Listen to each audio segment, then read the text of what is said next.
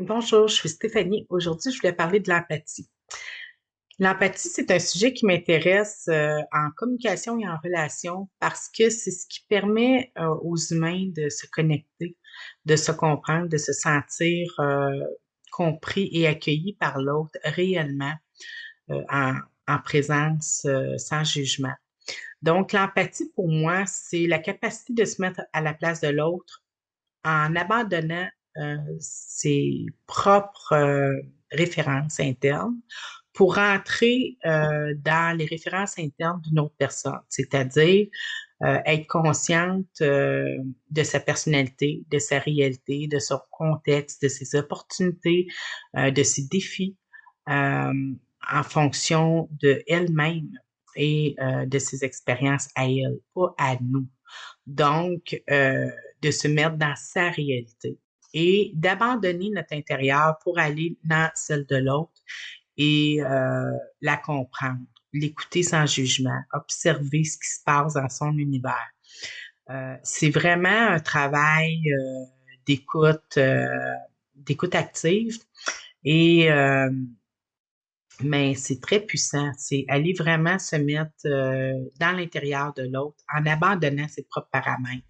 Et c'est pas si facile que ça parce que naturellement, on veut faire des liens avec nos expériences, on veut faire des liens avec notre personnalité. Là, c'est un réflexe naturel de se référer à sa propre tendance, à ses propres tendances dans des situations données. Donc, l'empathie, c'est vraiment l'art de la relation et de, de la connexion. Je dirais que l'empathie, ça demande une conscience de ce qu'on est en train de faire. Donc, c'est pas si facile que ça. Il y a beaucoup de gens qui disent oui, moi, je suis super empathique, j'entends tout, j'absorbe toutes les émotions de l'environnement, c'est difficile. Je comprends. Sauf que pour moi, l'empathie, c'est la capacité de se mettre à la place de l'autre et s'il y a seulement l'autre pour nous confirmer qu'on a été capable de se mettre à sa place. Donc, ça prend une communication. Être empathique sans communication, pour moi, ça n'a aucun sens. On peut pas seulement être dans un environnement puis dire, mais évidemment, si on parle seulement d'émotion, puis de dire j'ai reconnu une émotion, j'ai été empathique puisque j'ai de la compassion pour la douleur d'une autre personne, oui, mais se mettre à la place d'un autre, c'est différent de seulement puis là, je veux pas minimiser la compassion, mais l'empathie, c'est se mettre à la place d'un autre, là. Donc, c'est réellement abandonner son univers intérieur pour entrer dans celle d'un autre. Et ça, la personne, elle doit pouvoir se reconnaître dans soi si on s'est mis à sa place. Quand on y parle, c'est pour ça que ça prend une communication pour valider l'empathie. Parce que la personne avec qui on croit être empathique, d'abord, l'empathie, elle sert de connexion, là. Pour pouvoir se connecter avec l'autre, il faut communiquer. Et cette communication qui est empathique va nous permettre de se connecter parce qu'il va y avoir validation de l'empathie, de la connexion par l'autre, parce qu'elle va se reconnaître dans le reflet et dans la capacité de s'être mis à sa place. Donc, oui, il y a de l'écoute active, mais c'est, oui, en lien avec ce que l'autre personne va dire, mais aussi avec le non-verbal et avec le non-dit. On peut se mettre à la place d'une personne sans qu'elle communique verbalement. On peut exposer notre empathie et la faire valider par l'autre personne, même si elle n'a pas été capable, elle, de prononcer les mots qui pourraient le permettre plus facilement. Mais l'empathie, ça demande une validité, selon moi, de la personne avec qui on croit être empathique, parce qu'il y a seulement elle pour pouvoir se reconnaître là-dedans.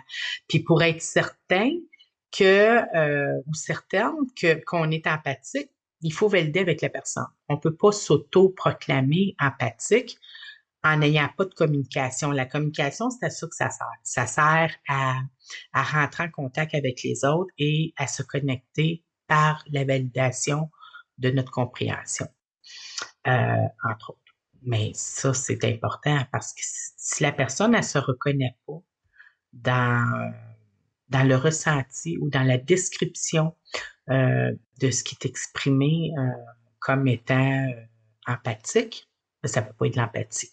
La personne, elle ne se reconnaît pas, donc ce n'est pas de l'empathie.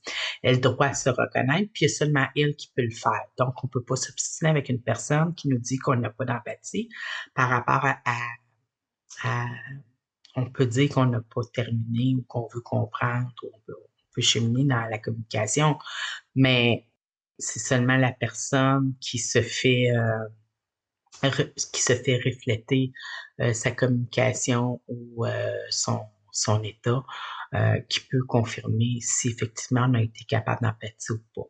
Parce que sans reconnaissance, il nous manque des éléments pour pouvoir dire qu'on est empathique. Ça, le monde intérieur de quelqu'un d'autre, ça y appartient. On peut pas travestir son univers. OK? Donc, je trouve ça super important de ne pas confondre le jugement avec l'empathie. Et des fois, on peut avoir tendance à conseiller les autres ou à penser comprendre l'autre parce qu'on est capable de la conseiller. Parce qu'on se dit, ben moi, je me mettrais à sa place, moi à sa place, et là, on voudrait conseiller la personne, mais en réalité, c'est à partir de nos propres paramètres qu'on a envie de conseiller. Parce que dans l'empathie, on n'est pas dans le jugement. On ne va pas conseiller et on ne va pas non plus euh,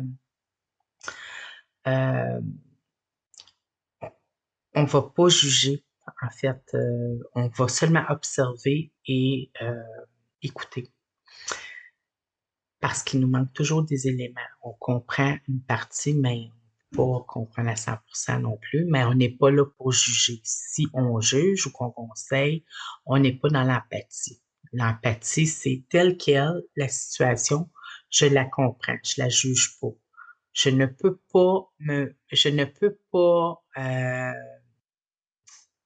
pas savoir ce que la personne aurait dû dire ou aurait dû faire dans on est empathique, mais pas à 100%.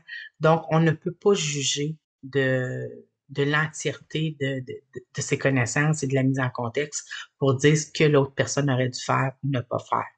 Parce que sinon, on fait référence à nos propres éléments intérieurs à nous, à nos expériences. On fait référence à notre personnalité. C'est pas la nôtre, c'est la sienne. Donc, à sa place, on peut pas être à sa place, elle a sa propre personnalité. On peut se mettre à sa place temporairement pour la comprendre et pour l'écouter et comprendre la situation, mais pas pour la juger. Et du moment qu'on juge, on veut conseiller, puis c'est pas ça qui est l'empathie. Donc, faire une différence entre la capacité de jugement et la capacité de se mettre à la place de l'autre, c'est deux choses très, très différentes. Et du moment où on a envie de dire, moi, à ta place, ça devrait être un petit fly qui nous lève pour se dire, oups, si je dis moi à ta place, mais là, j'ai comme dépassé une frontière qui dépasse l'empathie. Parce que, premièrement, on n'est pas à leur place à 100%. On veut l'être. On se met à la place de l'autre avec empathie dans une certaine mesure, mais on ne l'est pas. Et se mettre à la place de l'autre, c'est reconnaître son unicité et son autonomie. Et du moment qu'on fait un conseil, on n'est plus dans l'autonomie, on enlève l'autonomie de l'autre pour le faire ou vouloir le faire à sa place. Donc, on enlève l'autonomie de l'autre avec ses paramètres à elle pour savoir, elle, à sa place, qu'est-ce qu'elle ferait avec qui elle est. Pas avec qui on est, avec qui elle est, avec ce qu'elle veut, ce qu'elle envisage, ses buts, ses objectifs, ses propres expériences. Euh, ben, c'est une différence. La capacité de jugement de l'autre et la capacité de se mettre à la place de l'autre. C'est très différent l'un de l'autre. Donc, je trouvais que c'était un sujet où des fois, une personne peut se dire, mais comment ça se fait que je passe beaucoup, beaucoup de temps à parler avec elle?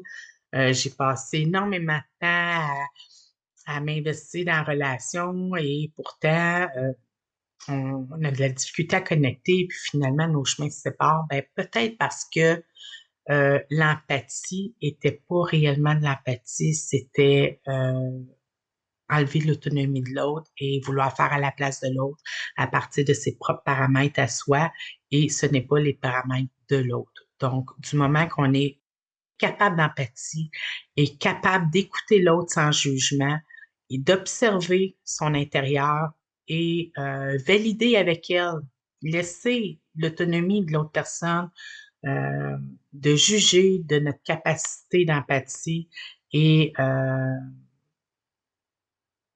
ça va être beaucoup plus efficace comme connexion. L'autre personne va se sentir plus compris et nous, on va avoir l'impression d'avoir réellement été d'une bonne écoute. Mais l'autre personne, elle doit valider notre compréhension. Puis, on est beaucoup plus d'aide euh, avec l'autre en, en se connectant à l'autre, en étant capable de se mettre à sa place sans juger à partir de nos propres paramètres. Et quand quelqu'un nous demande conseil, parce elle a de la difficulté à prendre une décision sur quoi que ce soit et qu'elle nous demande conseil parce qu'elle est indécise, ben il faut réellement, ben là à ce moment-là on a l'autorisation de conseiller, mais idéalement on se met dans un mode quand même empathique pour considérer la personnalité de l'autre et sa situation, son contexte et non soi-même. Mais la personne, souvent, va demander ça parce que, elle est indécise, mais elle veut une piste de solution qui peut-être ne lui conviendra pas ou elle va peut-être juger avoir reçu un mauvais jugement, un mauvais conseil, éventuellement parce que le conseil va avoir été donné à partir de nos propres paramètres. Euh, nos propres capacités, notre propre historique, notre environnement, mais surtout notre personnalité. C'est sûr que, par exemple, si une personne extravertie conseille une personne introvertie et qu'elle ne tient pas compte du cheminement que l'autre doit faire pour arriver au même point, ben, c'est un mauvais conseil parce qu'on ne part pas de la même place. Donc, on ne peut pas conseiller en fonction de où ce qu'on part, nous, une autre personne. Il faut respecter ça. Puis on n'est pas nécessairement tous des coachs là, pour donner un plan de match de cheminement pour arriver à l'objectif du conseil donné. Donc, il faut faire attention à ça, à différencier notre capacité de faire des jugements à notre capacité d'être empathique et travailler ben moi, en tout cas, je conseille à tout le monde de faire l'exercice de travailler leur relation et leur communication en demandant toujours aux autres avec qui ils ont une communication petite ou grande, s'ils ont bien compris le sens de ce qui a été transmis comme message et d'accepter la réponse. Parce que là, on veut pas ouvrir un débat. On demande, on pose une question. C'est pas pour s'obstiner sur le verdict, là. On accepte d'être à l'écoute et d'améliorer son écoute et de travailler ensemble sur une meilleure compréhension. Puis ça va dans les deux sens. Fait que je trouve que l'empathie, souvent, souvent, dans nos environnements, on voit des gens qui se croient empathiques et qui ne le sont pas, parce qu'ils sont surtout dans le conseil et dans le jugement à partir de leurs propres paramètres. Donc, en observant et en écoutant les gens, on peut réellement se rendre compte que les gens les plus empathiques ne donnent pas de conseils. Ils demandent validation de ce qu'ils ont compris. Donc, c'est une petite piste pour travailler l'empathie, demander validation de ce que vous avez compris et accepter de vous tromper pour améliorer votre empathie.